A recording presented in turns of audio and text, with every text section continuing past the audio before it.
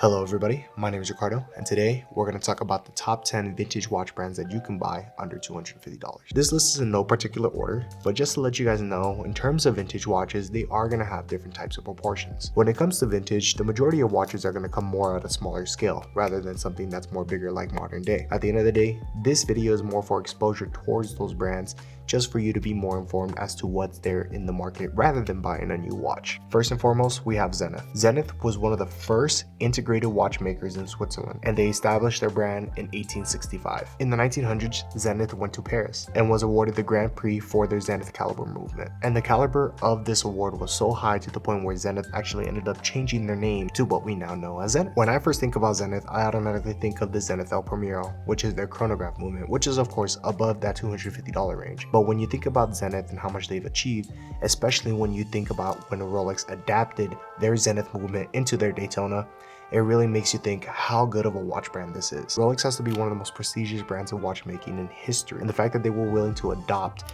this type of caliber and movement into their Rolex Daytona, which has to be one of the most popular watches of all time, really shows you how great these movements are. When you think about Zenith today, new ones will cost you well over $3,000, $4,000, $5,000, $6,000. But when you look at vintage, there are opportunities for you to buy something under $250. Now, it may not be a chronograph and it may not be a dive watch, but at the end of the day, having that Zenith name and having that prestigious mark on that dial is going to be a really good watch to have. Not only that, they're extremely reliable. Now, number 2 is going to be Movado. Automatically, when you think of Movado, I already hear it.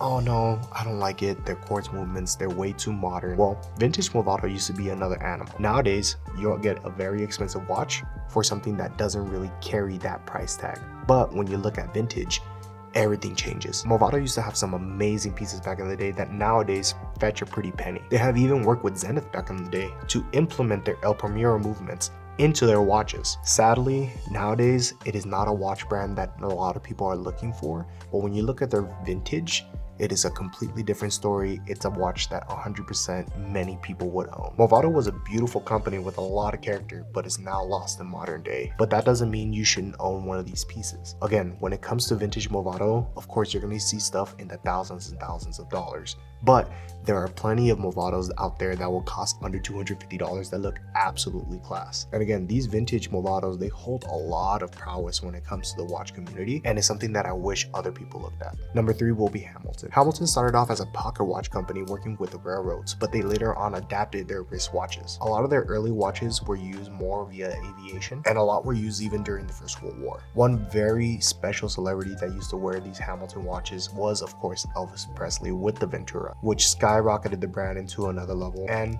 it is what it is today. When you look at current Hamilton, they make absolutely amazing watches when it comes to their chronograph and their dress watches. They do absolutely amazing work. Now, when it comes to vintage, I have nothing to say but great things. I personally own several Hamiltons that are vintage, and they are absolutely amazing. You can get Hamilton watches from around $100 and up, and for sure under $250. Some really recognizable Hamilton watches from back in the day will be the Hamilton Enicar, which was used in Oppenheimer, and of course that watch may be worth a little bit more than $250, but when you look at all the other flagship watches that Hamilton used to make, there are some really affordable pieces out there that look absolutely stunning. I personally like more of their 70s looks, but at the end of the day, it's totally up to you. At number 4, we have Glashütte. Glashütte makes some absolutely amazing watches nowadays, and the tradition follows all the way back to World War II. In Germany, at the end of World War II, they forced all these watch brands to combine, which later became GUB. And once they rebranded later on in their life, they ended up becoming Glashütte. But there was a problem back in the day.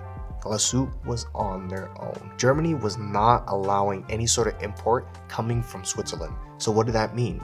Glashütte had to make their own movements, had to make their own parts, and not only that, they started making their own dials. When you think of vintage watch brands, they did not make their dials. Glashütte was one of the only ones, next to Breguet, I believe, that was making their own dials back in the day and to modern day. That means Glashütte started making their own infrastructure in Germany, which now we know ended up being an amazing thing because now they have absolutely amazing watches in modern day. But when you look at stuff in the past, they also have some amazing pieces. From their dials to their movements, you can get any piece and it will be a stunner. It's a brand with a lot of history and is very interesting, and I'm sure I'll go more in depth with it in another video, but for now just know you'll get an amazing piece with Glashütte. Number 5 will be Enicar. Enicar was founded in 1913 by Ariste Racine, which, if you didn't know, Racine spelled backwards will be Enicar. Enicar was an absolutely stunner back in the day, and I love their sci-fi look. Some of their most notable watches were going to be made with Valjoux movements, which ended up being one of the most legendary movements to this day. My favorite planet is Saturn, so having that Saturn logo on the brand made it even more worthwhile. They ended up even having a moving Saturn on top of their building,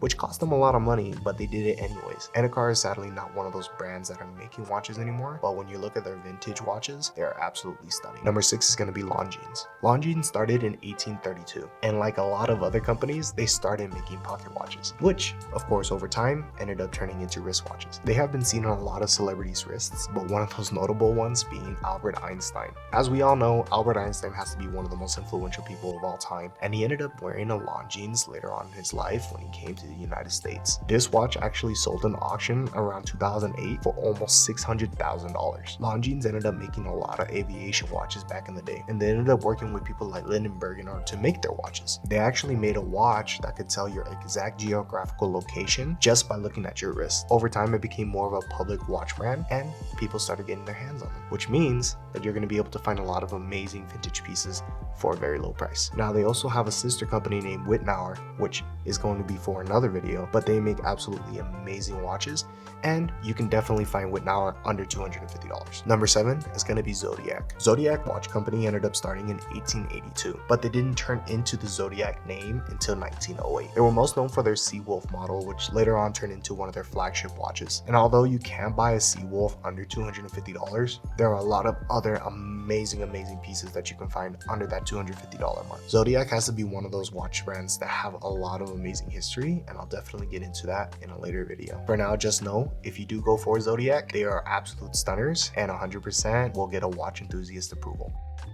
Is going to be Tissot. Tissot started in 1853, which in modern day is most recognizable for the Tissot PRX. That model took the world by storm, and I don't think a lot of people know the heritage and the history that came with Tissot as a watch brand. I mean, Tissot used to work with Omega back in the 1930s, and with that partnership, they were able to excel in a lot of ways other watch brands couldn't. They started making some amazing movements, and it's something that you will see in a lot of vintage Tissots as well. The brand is easily recognizable now. It has to be one of the main staples in watch collecting. You can get a lot of vintage Tissot under $250, but even if you wanted to go above, you'll still get an amazing watch for the price. Number 9, Bulova. Bulova started in 1875 and was just a jewelry shop back in New York. They did jewelry repair, but they also worked on watches and clocks. Over time, they decided to adopt wristwatches, and that's when you started getting more of an Art Deco design within their watches as well. Their early models had an Art Deco design, which looked absolutely amazing for back in the day, and even modern wear. They were most notable for a lot of their women's,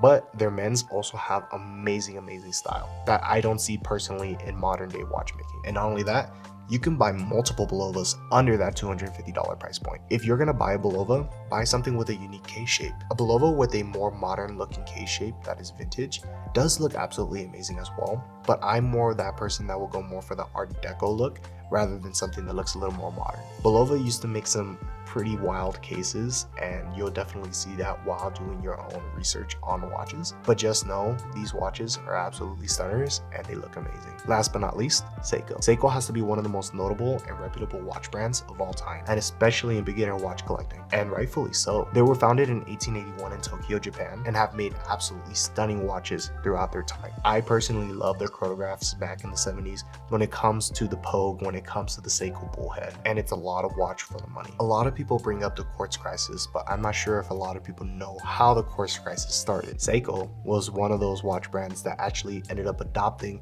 battery-powered watches, which later became a quartz movement. Quartz movements were a lot more accurate back in the day, and they ended up getting a lot of brands out of production, such as Enicar, Westclocks, and others. Seiko took out the Astron, which ended up being one of the first watches to ever work on a battery. It was reliable, it was cheap to make, and it was something everybody could own.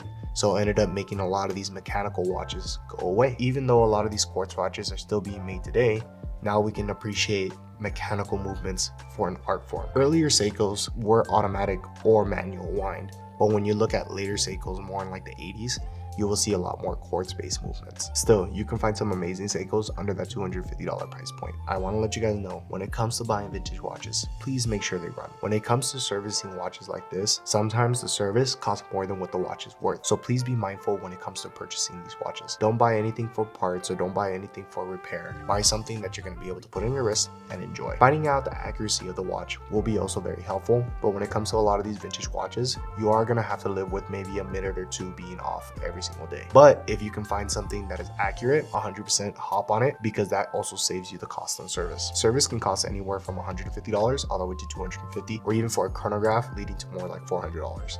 So just be mindful when you're buying a watch like this. For now, my name was Ricardo. Thank you for watching the video. Be safe.